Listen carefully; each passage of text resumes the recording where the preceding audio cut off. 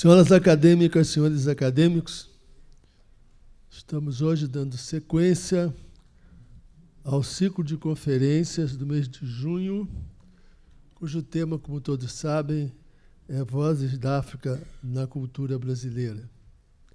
É sempre pertinente e oportuno reiterar que este ciclo tem a coordenação geral da acadêmica Ana Maria Machado, que imprime normalmente a filosofia dos ciclos de cada ano, e a coordenação executiva deste que lhes fala.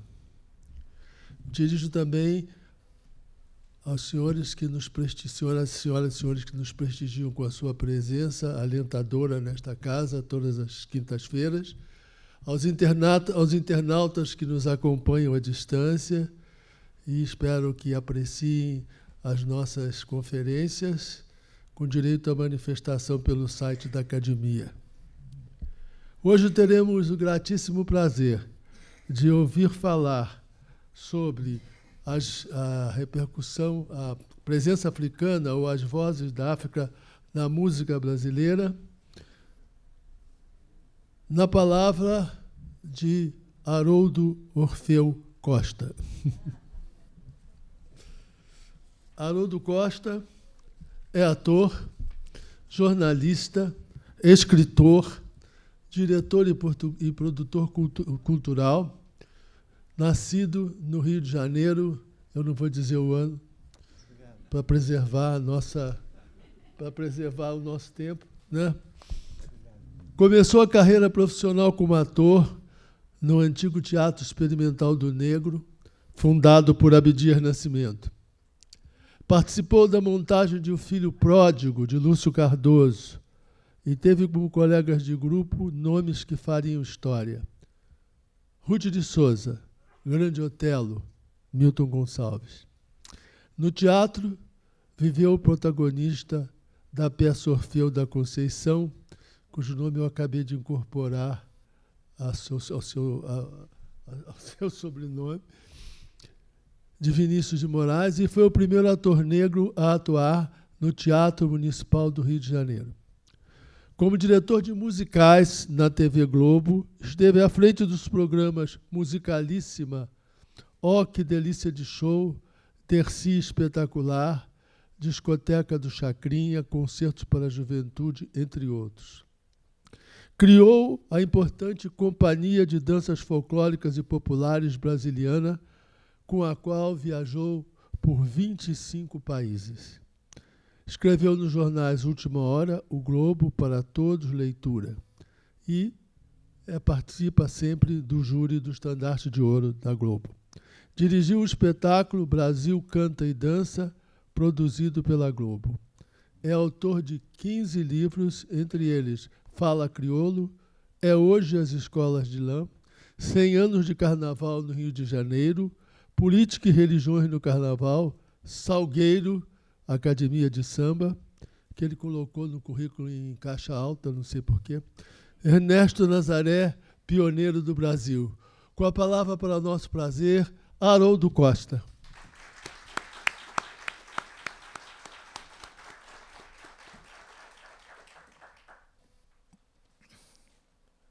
Muitíssimo obrigado, senhoras e senhores. Muitíssimo obrigado à Academia Brasileira de Letras, que em boa hora instalou esse ciclo, dirigido pelo meu amigo, também não vou dizer de quantos anos, Domício Proença Júnior, brilhante professor, pesquisador, historiador e outras coisas mais. Eu recebi com certo espanto esse convite, porque melhores vozes do que eu poderiam falar. Mas a insistência de Domício, essa doce insistência do Domício, fez com que eu aceitasse o convite, e aqui estou me expondo aos senhores e senhoras, nervoso para variar, nesse ato de Raimundo Magalhães Júnior, que eu tive o prazer de conhecer no tempo da Manchete. Ele trabalhava na Manchete, e eu também, sob a batuta de Adolfo Bloch. E esta casa que aqui estão depositadas as esperanças artísticas do Brasil, do Brasil nas suas várias formas. Esse ciclo Vozes da África, ele tem que ter um início em algum lugar, claro. Eu acho que este lugar é o navio negreiro. Eu acho que todos nós somos hoje produtos daquelas viagens tão inesperadas para tantos, caçados nos seus bosques, nas suas matas, nas suas casas, enfrentando uma água que não sabia o que água era aquela, podia ser o quê? Um rio, um riacho, um oceano, jamais pensaria. E foi por isso que o meu distinguido professor Alberto da Costa e Silva intitulou Atlântico, o rio, um rio chamado Atlântico, exatamente. Porque nas savanas africanas não se tinha ideia do que representava aquela mágoa, aquela água que estava à beira das suas terras, e eis que de repente eles estão dentro de compartimentos, se assim se pode chamar, ou como dizia o professor Robert Smith, os campos de concentração flutuantes. Então, a porta destes campos que foram despejando as suas cargas, como sendo chamados, nos variados pontos das Américas, em Charleston, nos Estados Unidos, no Caribe, em Salvador, no Valongo, no Rio de Janeiro, em Montevidéu.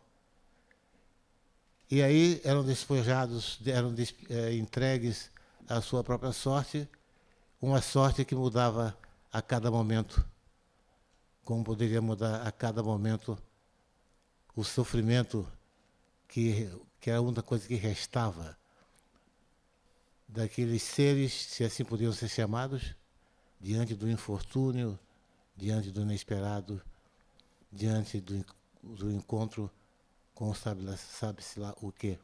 Mas neste ambiente formou-se a música do século XX. O que não há dúvida nenhuma, acho eu, que, por exemplo, a música que hoje anima os carnavais brasileiros, de uma maneira geral, os chamados sambas e enredos, nasceram da expectativa do que foi acumulado nessas viagens que eu acabei de falar. Mas a chegada dos negros no Brasil, especialmente, que não, se me permite o professor Domício, eu não diria o negro brasileiro na música, eu diria os negros brasileiros na música, porque eram muitas as etnias que chegaram. Não foi uma fração de uma classe ou de uma raça, foram as etnias várias, eram os urubais, eram os alçais, eram os bantos sudaneses, todos aqueles que fazem parte da África subsaariana e a chamada África Ocidental.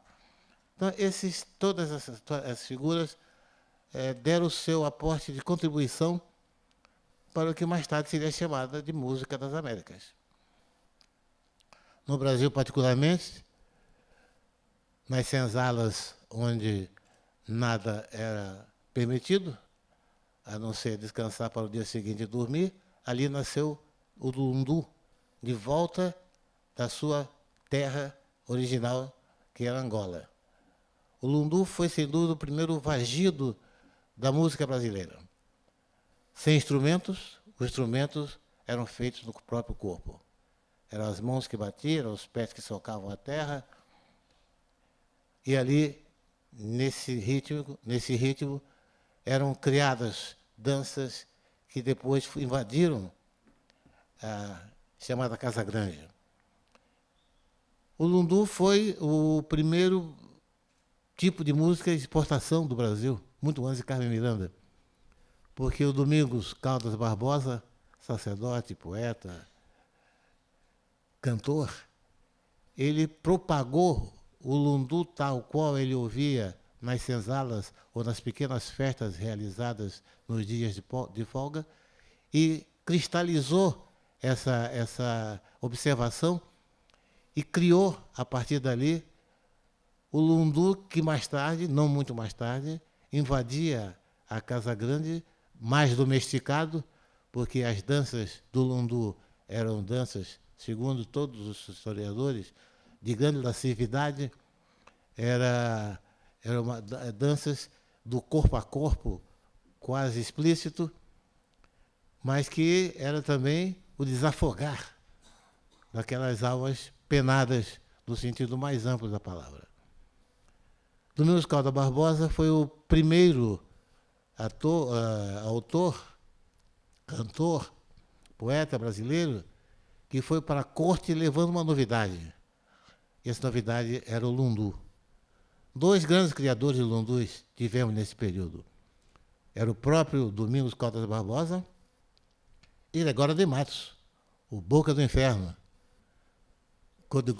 codinome que ficou para toda a vida e até hoje se aplica. Temos amigos que a gente diz, é o próprio Boca do Inferno, que fala mal de todo mundo. Então, Gregório de Matos, além de ter inaugurado também a poética dos lundus, foi quem recebeu primeiro essa denominação de Boca do Inferno, porque nada e ninguém escapava à sua observação, à sua ironia, o talento dos seus versos e a melodia que ele criava para cada uma delas. Esse caldo fornecido por Domingos Caldas Barbosa e por nosso Gregório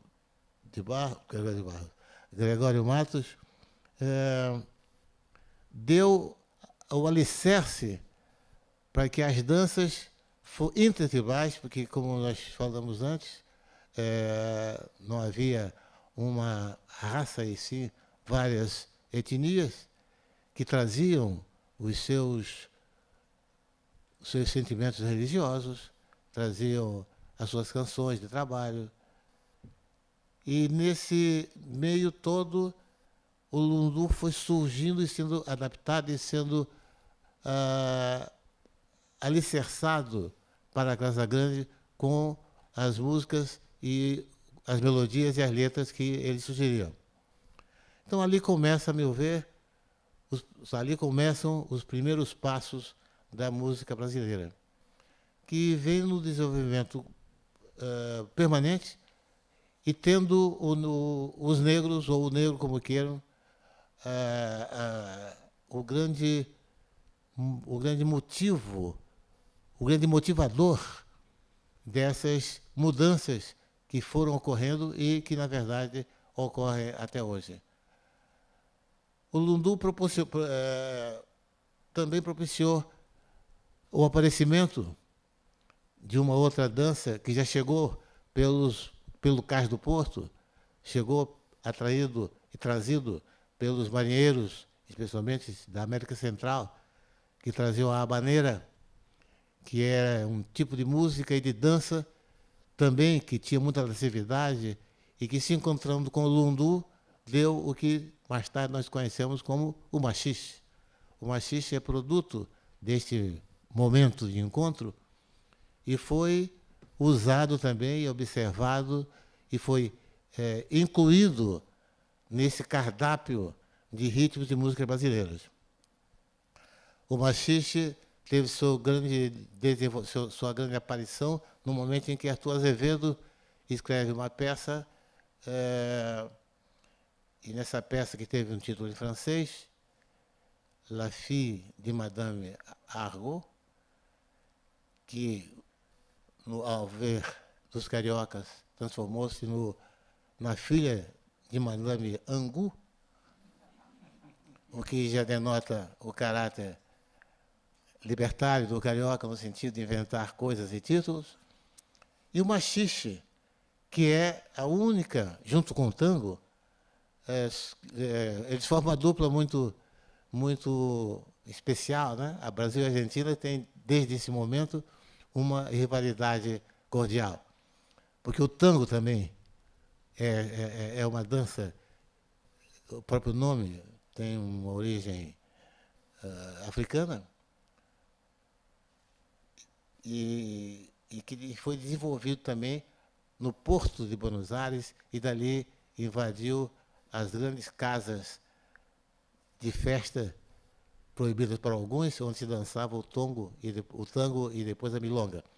Mas o machixe foi excomungado por se tratar exatamente, ao ver das autoridades eclesiásticas, de uma dança absolutamente imprópria.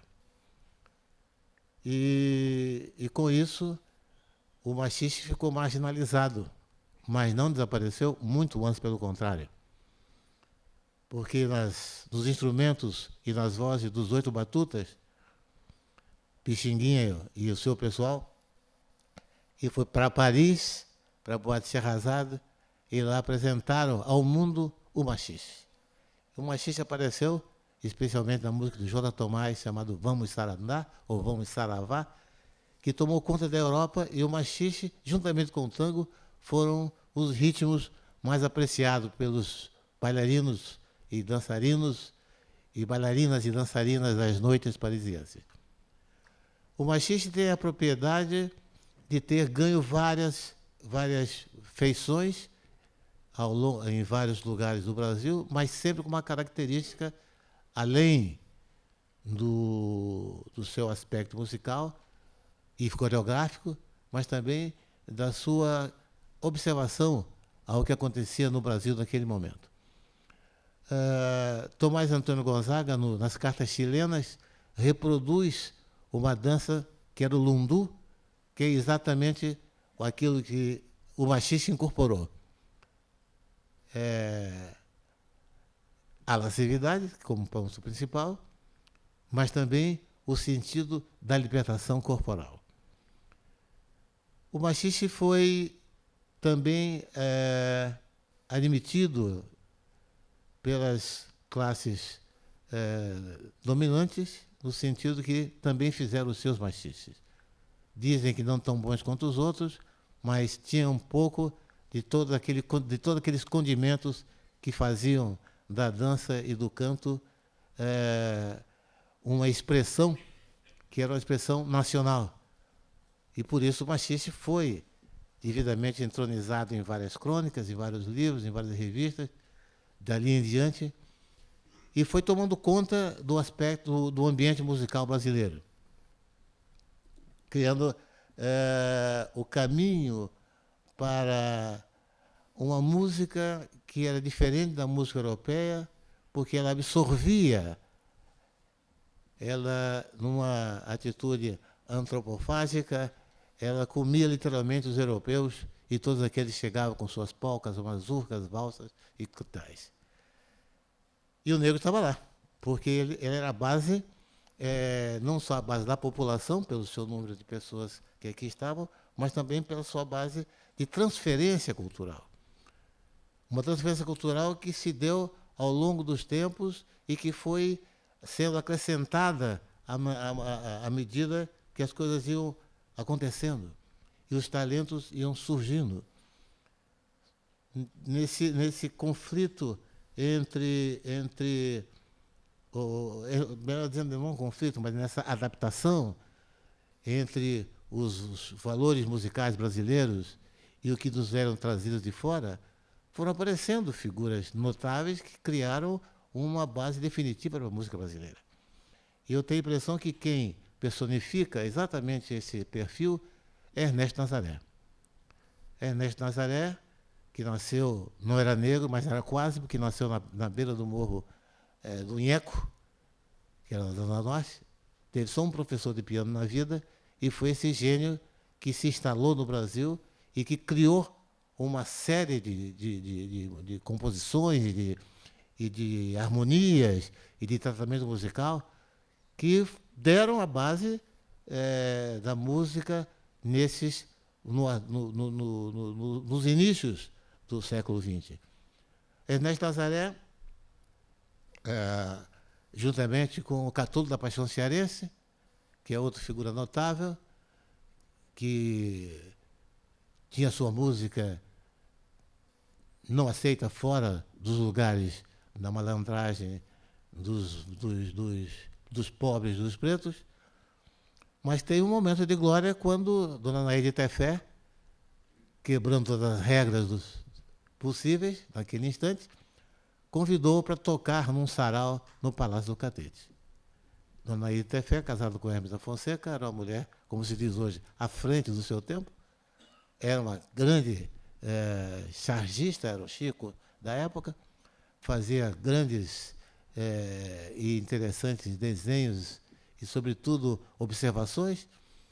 Dona Naide Tefé é a patrona dos caricaturistas brasileiros, porque, sem dúvida, ela abriu um caminho farto e largo que nos deu e nos dá tantos artistas nesse sentido. Nessa mesma época, nestes mesmos decênios, né, chega ao Brasil Paulo Claudel como embaixador da França e traz com a vida cultural Darius Milhaud, que ficou absolutamente fascinado pela música brasileira e todos os seus autores, tendo até criado uma suíte de balé chamada Le Boeuf l'Étoile, que era o Boi no Telhado, que era nome de uma peça, de uma música de um compositor brasileiro e que teve essa música, esse título posto à frente da música de Darius Milhaud. Eu sempre, ao meu ver, que pese o talento de Milhaud, que foi um grande músico francês, né? Foi do grupo dos Seis, com tantos outros nomes, né? Importantes na música francesa, mas no nosso caso foi uma pilhagem cultural, porque ele pegou os temas de Catulo, os temas de Nazaré, de Chiquinha, e fez a Saudade que fez o Boeuf l'Étoile. E não deu crédito a ninguém, porque podia ter dito d'après, coisa e tal, aí viu o nome, d'après. Não, ele não teve d'après. Ele pegou e mandou. Então, é lindo. Né? Todo mundo conhece, sabe que o Boi no Telhado é uma grande peça. O Jean Cocteau fez o cenário para esse balé em Paris. Ele se redimiu, a meu ver, também, o Milhaud, quando ele escreveu Saudades do Brasil, que aí foi uma sequência de músicas dedicadas aos vários bairros da cidade, e aí ele, claro, tendo como inspiração todo aquele ambiente que era fornecido pelos músicos da época, mas ali ele exercitou o seu próprio talento, a sua própria concepção artística, e fez uma série de músicas, Saudades do Brasil, que, sem dúvida, é um dos grandes momentos da música mundial, porque ela foi lançada em Paris e dali em diante foi só fazendo sucesso nos grandes saraus e grandes concertos, na Sala Pleyel, na Sala de Gaveau e por aí afora. Estava lá a música de Darius Milhaud, que eternizou-se como um admirador ferrenho, definitivo da música brasileira. O que veio acontecer mais tarde com outro, Kurt Lang, por exemplo, que não era músico, mas era pesquisador, mas revelou a riqueza da música mineira, especialmente, e mineira de origem negra, e fez um boletim de música latino-americana baseado absolutamente e totalmente nas músicas que Kurt Lang ouviu e registrou no interior do Brasil, em Minas particularmente. Todas essas músicas tinham, sem dúvida nenhuma, presença negra, não porque assim tivesse que ser, mas assim porque era. Porque essa contribuição é uma contribuição que não se esgota, porque é produto de todo esse sentimento atávico que vem se desenvolvendo e que vem sendo inoculado nos que vão chegando.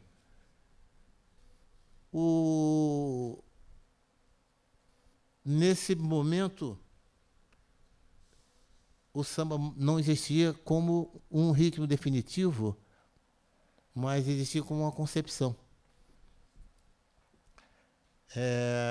No Rio de Janeiro, na pequena África, como assim nomeou Heitor dos Prazeres, pintor, compositor e cantor, grande figura da música brasileira,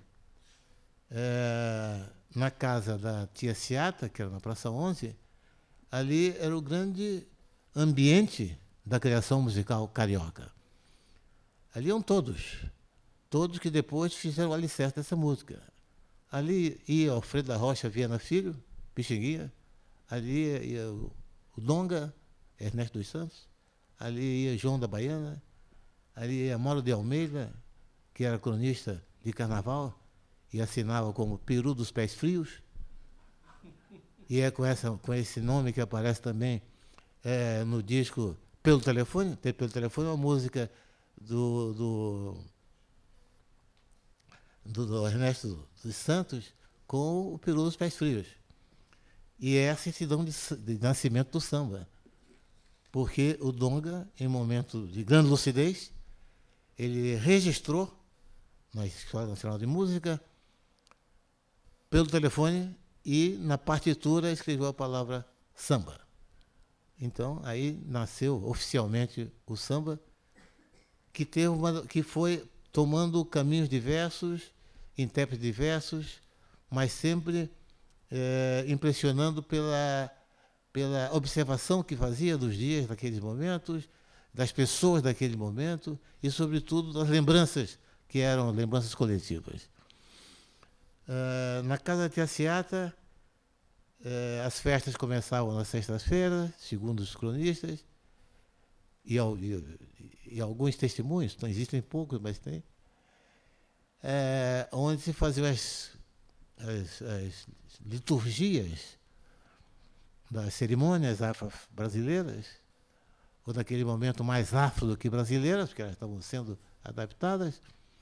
Mas na casa da tia Ciata começava com a cerimônia, 2 dias, e do terceiro dia em diante era a festa. E nessa festa tinha samba de roda. E essas festas eram denominadas com a palavra que tornou-se, infelizmente, um gênero musical, inventaram como gênero musical, que na verdade não existe, mas que ficou definitivo, que é o pagode. O pagode não existe. O pagode é a casa da tia Ciata, ali era o pagode. O pagode é qualquer lugar onde alguns se juntam para fazer música de boa qualidade, ou de má qualidade, não importa. O julgamento virá depois. A criação é que é importante. A observação é que é importante. Então, os pagodes da casa da tia Ciata eram conhecidos na cidade inteira. E eram forças antagônicas, né? Porque tinham os negros cantores e músicos, que eram tidos como malandros, como capadócios, como marginalizados, mas também tinha os perseguidores, o pessoal da polícia gostava muito da tia Ciata, porque batia a cabeça do santo para saber se ia ser promovido ou não. Ou se não, eles fechavam os olhos para os pandeiros e para os tamborins que estavam lá, porque isso na rua era proibido. O João da Baiana, ele que era de uma elegância total e absoluta, era o maior dandy que essa cidade já viu, e um dos grandes pandeiristas do Brasil, ele tinha, e pintor, né? Foi um grande pintor também. E o João da Baiana, ele tinha um pandeiro que embrulhava no jornal, como todo mundo fazia. Quem tinha tamborim embrulhava no jornal. Aquele jornal servia para fazer um foguinho para poder fazer a afinação do couro. Não era para outra finalidade. Era exatamente para essa finalidade. Mas a polícia desconfiava. Quando via um crioulo com alguma coisa debaixo do braço, tinha um jornal, é malandro. E cana nele, né? O João da Baiana teve um expediente muito inteligente. O Pedro Machado era grande amigo e grande admirador. Toda vez tinha uma festa na casa do Pinheiro Machado, que ele morava numa ladeira em Laranjeiras, se não me engano. O convidado de honra era quem? Era o João da Baiana. Então o João lá cantava suas coisas, lembrava suas coisas que a mãe dele cantava, dos candomblés e tal. E aí ele, tanto ser perseguido pela polícia, ele pediu ao Pinheiro Machado que desse um jeito, ajudasse de alguma maneira. Então o Pinheiro Machado deu um autógrafo no pandeiro para meu amigo Donga, para meu amigo João da Baiana, Pinheiro Machado. Foi o carta de alforria dele e do pandeiro. Daí em diante, qualquer coisa, ele dava aquela carteirada, pandeirada, né? mostrando a assinatura do Pinheiro Machado, que tem também importância na música brasileira, porque na casa dele todo o pessoal ia lá fazer os seus conchavos políticos e acertar as suas, ou desacertar as suas diferenças. E ele, como bom gaúcho, ele ficava refastalhado numa cadeira, e ao lado dele uma fogueirinha com uma chaleira, que era a chaleira do chimarrão. Volta e meia, ele... Conta-se até que houve um dia em que, na hora que ele ia tentar pegar a chaleira, várias mãos apareceram e pegaram a chaleira, disputando a chaleira para botar no chimarrão do Pinheiro Machado. E foi aí que nasceu a expressão chaleirar. E a música também, e aí me deixa subir essa ladeira, eu sou do grupo Pega na Chaleira. Então, essa importância dessas figuras vão tecendo essa história da música brasileira, que tem suas idas e vindas, que não deixa de existir na sua total, no seu total estado de criação, né? Não obstante alguns momentos de absoluto desprezo pela sociedade, pelos meios de comunicação e por aí afora, mas, sem dúvida nenhuma, a importância dessa contribuição negra à música brasileira se faz em vários sentidos. A Semana de Arte Moderna, ela avalizou a presença negra na arte brasileira. Avalizou através dos quadros da Tarsila, dos quadros do Di Cavalcanti, dos quadros de Portinari, na música de Villa-Lobos, nos choros de Villa-Lobos, que ousou apresentar uma música e tinha como acompanhamento todo o instrumental típico, os choros de Villa-Lobos, né? Todo o instrumental típico das rodas de samba. E Camargo Guarnieri, eu fiz até uma listinha aqui, se me permitem, só não vou fazer, é só para lembrar aqui alguns nomes que são importantes e não devem ser esquecidos. Por exemplo, o Mione fez o Maracatu do Chico Rei. Quer dizer, é uma obra maravilhosa, definitiva, que está para sempre, e que é baseada numa figura que realmente existiu, que foi o Chico, um homem que fazia com que o seu... Ele tinha uma posição nobiliárquica, mesmo como escravo. Ele aconselhava que os escravos pusessem do ouro que colhiam na carapinha, para depois limpar na pia da igreja, juntar aquilo, e com isso se comprava a carta de alforria. O Mione fez uma peça que é definitiva nesse sentido, né? E se fala do Mione, não se pode deixar de falar no Alberto Nepomuceno, no José Siqueira, que fez o Xangô, que foi a música que foi gravada em Paris pelo Xandimondo, que é uma grande editora musical, e que ficou como uma prova definitiva dessa miscigenação religiosa entre o orixá Xangô e a música católica. Valdemar Henrique, no Pará, que fez o Abalogum, que é uma música maravilhosa, foi cantada pela Maria Lúcia Godoy, cantada por Alice Siqueira e até por Bidu Sayão. Nós podemos falar também do Ekel Tavares, que fez Funeral de um Rei Nagô, que também é outra obra definitiva e que mostra, mais uma vez, a presença do imaginário negro na música brasileira. Radamés Inátali, que fez A Flor da Noite, Edino Krieger, que fez A Brasiliana, que é toda baseada, tecida em cima dos ritmos e das melodias brasileiras, de fundo africano. Marlos Nobre, muito mais recentemente, que fez um samba matuto, que é uma suíte de músicas baseadas na temática caipira e negra. Ele fez essa junção. E Guerra Peixe, que fez o berimbau para ser tocado por oboé. Então, como vê, a música brasileira erudita, chamada erudita, ela bebe na fonte da música negra, da mais autêntica, religiosa ou não. E isso é que tem nos fornecido e que nos dá o caráter e o perfil que nós temos. Essa união entre a música erudita, entre o fazer erudito, ou assim dito, ou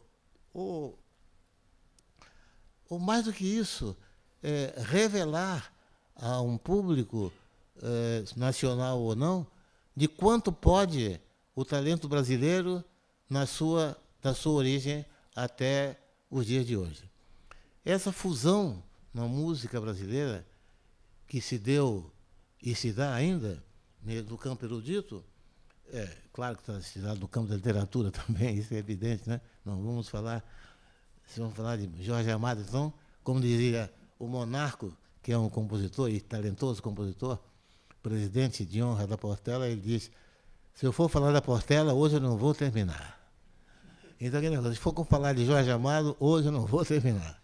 Então, fica o registro de uma presença de um autor que bebeu, e bebeu bem, na fonte do fazer negro, do existir negro, do saber suplantar as dificuldades, de criar dentro do seu ambiente idílico uma forma de comunicação que aparece nos atabaques, nos birimbaus, nos cantos dos santos, nos cantos das rodas de samba, no Recôncavo, em Salvador, onde quer que seja.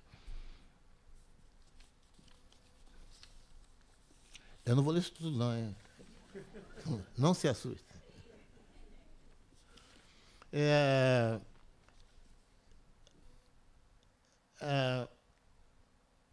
A ascensão do negro na música, a ascensão do negro na sociedade se deu em várias formas, né? Uma, nos tempos coloniais, era através da religião. Ser sacerdote era uma maneira de ascender socialmente. Eu gostaria, nesse momento, fazer uma lembrança, transmitir uma lembrança de uma figura que de todos nós falamos, realmente quem criou o alicerce da música brasileira. Foi o padre Zé Maurício Nunes Garcia. Padre, casado, filho de um português com uma escrava angolana, foi o compositor que deu a forma brasileira à música chamada erudita. Porque ele criou missas, criou antífonas, criou canções, criou modinhas. E o padre era um padre, digamos, animado avant la lettre, porque ele tinha vários filhos. E também tinha sua declaração de amor. Tem uma mulher dele assim: beijo a mão que me condena.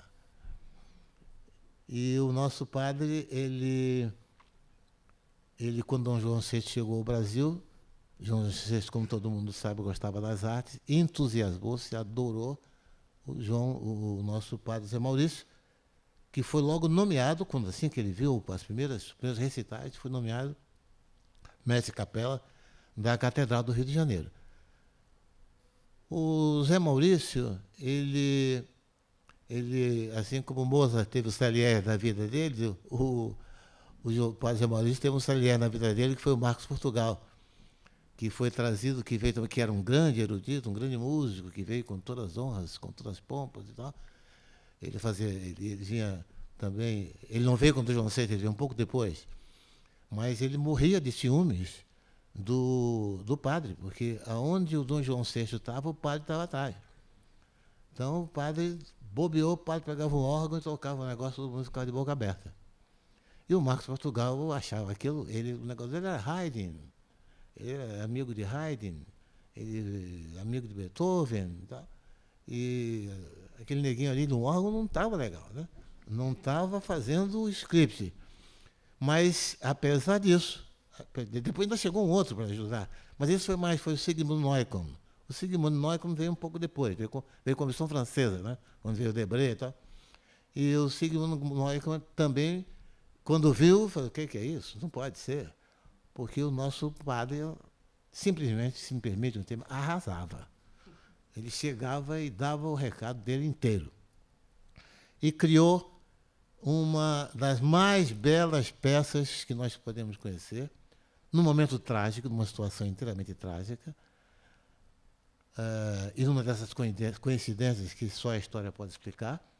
No dia que Dona Maria Louca, mãe de Dom João VI, morreu, nesse mesmo dia morria a mãe do padre Zé Maurício. Então, a missa de Requiem, que o padre Zé Maurício ia começar a fazer para a mãe dele, foi feita, mas foi entregue a Dom João VI com uma homenagem ao Dom João VI pela morte de Dona Maria. E transformou-se na mais bela peça no gênero. Não há, não conheço, eu não sou crítico musical, mas Oscar Guanabarino, Vasco Mariz, qualquer grande estudioso da música brasileira não se poupa em dizer que a Missa de Requiem, do padre Zé Maurício, é provavelmente a peça mais bela da história musical, da música chamada erudita brasileira. Então, meu pleito ao nosso padre Zé Maurício, que fundou a música, a meu ver, a música erudita brasileira. Com o Pixinguinha, mais tarde, faria o seu papel, dando os fundamentos da música brasileira através da adaptação do machixe, do próprio lundu e da modinha. E tinha o senhor era adversário também era uma espécie de Salieri. Todo mundo tem um Salieri na vida, né? Era uma espécie de Salieri do Pixinguinha. Mas, no fundo, os dois se completavam, né? E essa disputa deu, para nossa alegria, grandes composições, que são fáceis de serem reconhecidas e conhecidas. E o Pixinguinha, com os Oito Batutas, levou o machixe, contra tudo, contra todos.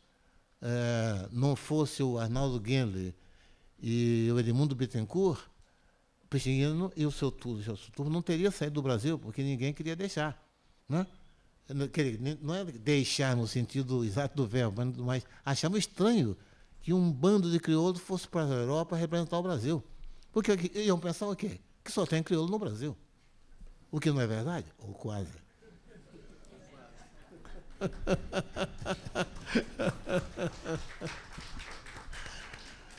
Obrigado. Mas o Pixinguinha fez pela música brasileira o que poucos fizeram, que foi dar o sentido a essa música e estimular aqueles que faziam. E trazer para si as figuras que podiam ajudar isso. E foi o caso, por exemplo, de Radamés Inátali, que adorava o Pixinguinha, que fez a orquestração de várias músicas do Pixinguinha, que dedicou músicas do Pixinguinha, né? E ele, nessa história da música, das viagens, o Pixinguinha foi desenvolvendo o seu talento e criou obras definitivas. O Carinhoso está aí. Se alguém começar a cantar o Carinhoso, todo mundo canta atrás, né? É como o Luar do Sertão, que pouca gente se lembra que é do Catulo, mas se disser uma frase, todo mundo canta, né? São daquelas músicas definitivas. E aí, o Pixinguinha passou a ser orquestrador também, e orquestrou muitas músicas, e fez muitas músicas, trabalhou em muitas músicas. E, naquele momento, o Brasil nós estamos falando já por volta dos anos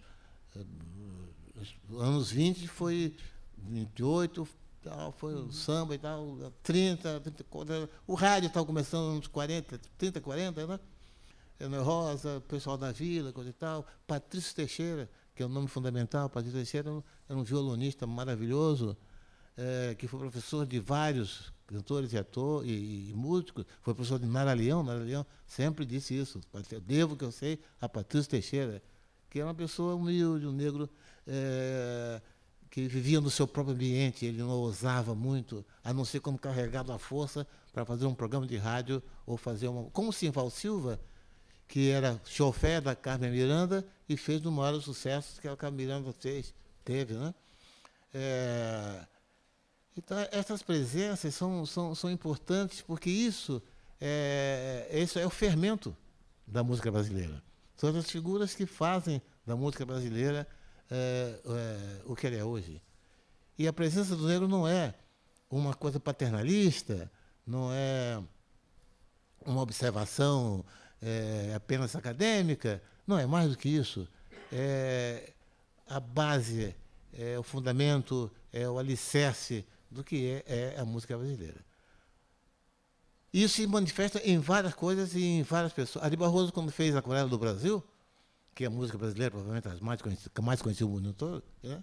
Ele falava em mulato insoneiro, que ninguém sabia o que era, e eu também até hoje não sei. Ele falava também, tira a mãe preta do cerrado, põe o rei Congo no congado. Isso é Aquarela do Brasil, Ari Barroso. E vem aí, Raulfo Alves, vieram uma série de músicos que deram essa feição à música brasileira. Chega na Bossa Nova, estou dando certos pulos, né? Mas eu estou vendo que estou passando a hora de falar. Mas a Bossa Nova, que muitos olharam com certo desdém, porque era um negócio americanizado, era dos meninos da Zona Sul, etc. Tudo isso pode ser verdade. Porque a música e a arte são coisas de duas mãos, é mão para lá e mão para cá. Assim como Darius Milhaud se apaixonou pela música de Nazaré, Antônio Carlos Jobim se apaixonou pela música de Cole Porter. Não tem nenhum mal nisso, muito ao contrário. Então, a verdade é que a Bossa Nova também tem a sua negritude na hora em que Zequete, Cartola, Nelson Cavaquinho são descobertos pelos meninos da Bossa Nova. Figuras que estavam inteiramente descartadas da discografia brasileira, que estavam descartadas dos momentos musicais, né? Então, Nelson Cavaquinho e o próprio Cartola, eles foram reintroduzidos à música brasileira através da Bossa Nova, que teve Johnny Alf. Podemos dizer, não tem crioulo, tem. Johnny Alf era pianista, e grande pianista, e autor de clássicos que estão hoje. Vinícius de Moraes, que se intitulava O Branco Mais Negro do Brasil, na graça de Oxalá. Ele foi parceiro de Pixinguinha, fizeram música juntos, né? Vinícius e Pixinguinha. E essa denominação de Bossa Nova tem várias interpretações, tem várias opiniões a respeito, mas o fato é que, entre outros fatos, é que ele teria vindo também do pessoal da Vila Isabel, que tinha lá o Almirante, João de Barro, Braguinha, o Neo Rosa e tantos outros que tinham seu grupo de música e tinham um pessoal lá que tinha uma bossa especial para tocar samba. Isso dito pelo Almirante quando escreveu um livro No Tempo de Neo Rosa, que havia essa denominação para as pessoas que tinham essa especialidade de tocar o samba de uma maneira que não era da maneira tradicional. Nessa viagem pela música brasileira, a gente vê que a lambada é parente do machixe, porque tinha as mesmas conotações físicas, se assim se pode dizer, e musicais, né? E a lambada foi, durante muito tempo, um grande sucesso no Brasil e fora do Brasil, por mais incrível que pareça, ainda é sucesso fora do Brasil, mas foi um instante de música brasileira baseada nos antepassados que estão lá nas senzalas do Lundu ou estão nos salões dos machixes. Essa fusão é que deu a lambada. A música brasileira ela é muito atenta ao que acontece aqui e lá fora, para o bem e para o mal. Eu gostaria de dizer aqui, somente, se me permitem, uma definição do Olavo Bilac, que dá, a meu ver, uma explicação, que é o poema Flor Amorosa de Três Raças Tristes. Tens, às vezes, o fogo soberano do amor.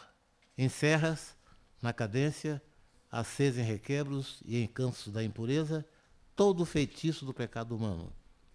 Mas sobre essa volúpia erra a tristeza dos desertos, das matas e do oceano. Bárbara Poracé, banzo africano e soluços de tropa portuguesa. É samba e jongo, chiba e fado,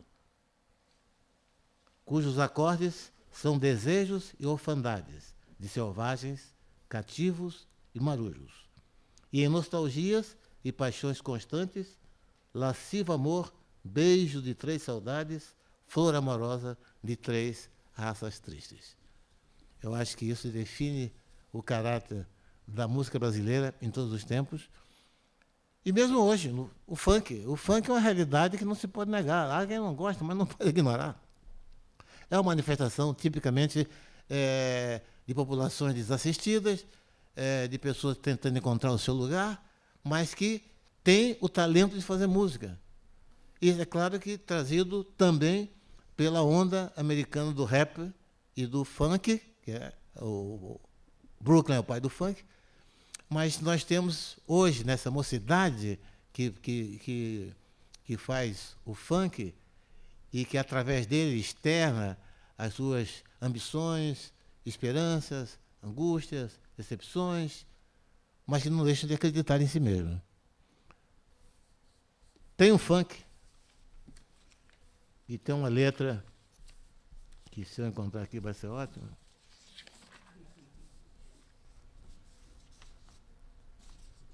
Aqui tem papel que não é meu, hein?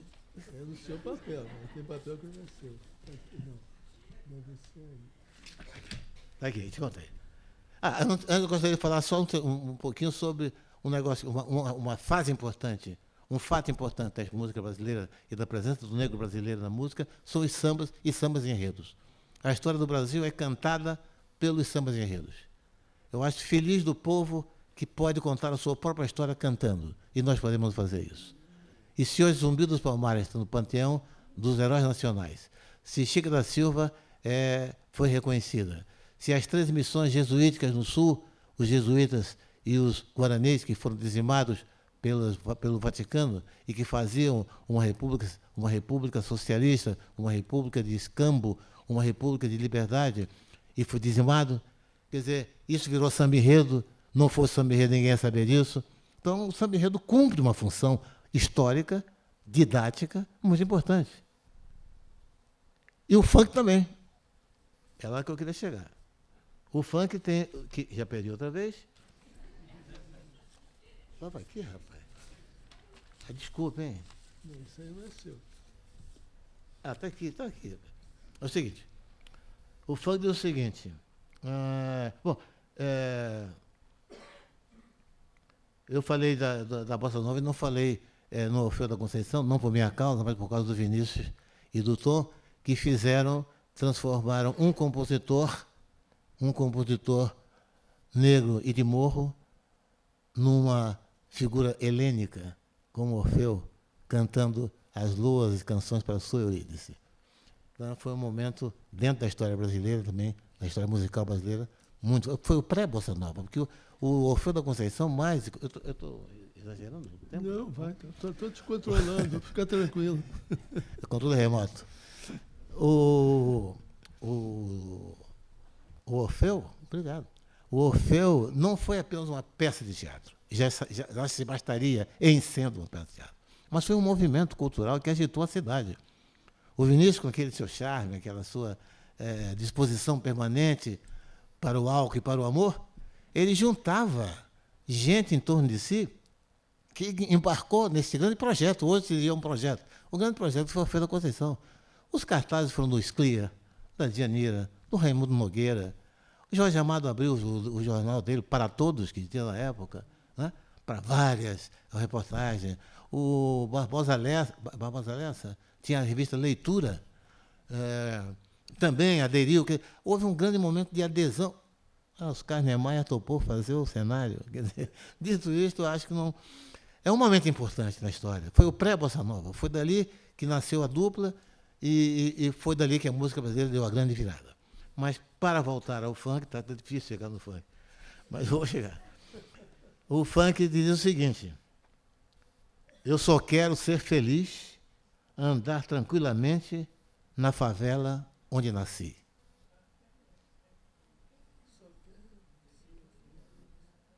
Este é o funk. Essa é a música brasileira. E este é meu depoimento. Obrigado.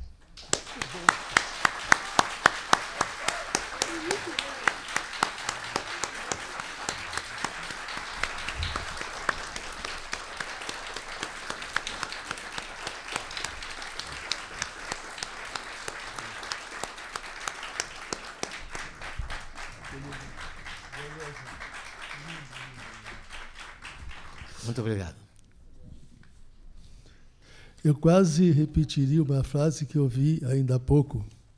Depois da fala de Haroldo Costa, o que me resta dizer? Nada.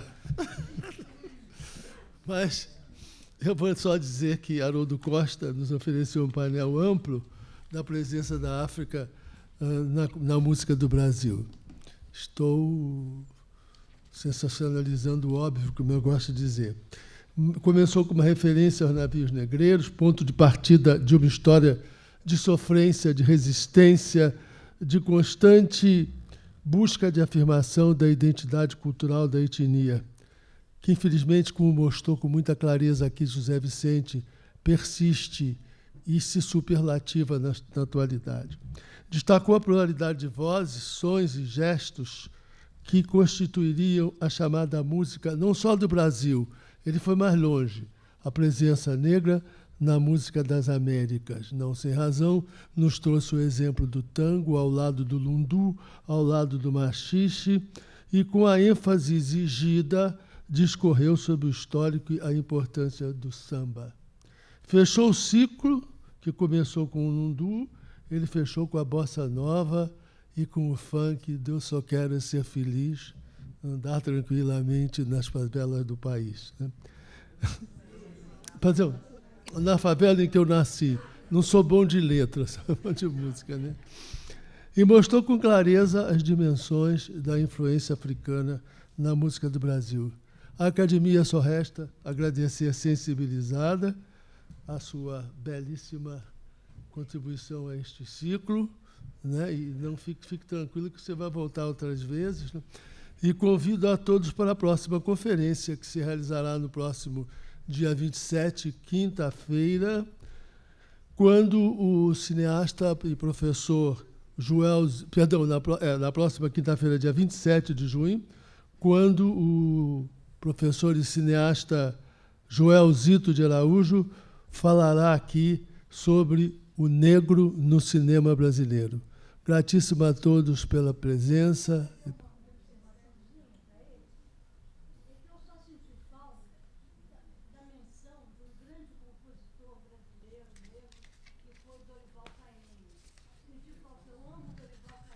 Eu também. Bom, nós amamos. Se me permite, não faltou só o Caíme, faltou muita gente, mas é uma exigência da memória. Mas é claro que amo o Caíme. Eu diria que é uma exigência de Cronos, o tempo. Obrigado. Muito obrigado. Muito obrigado.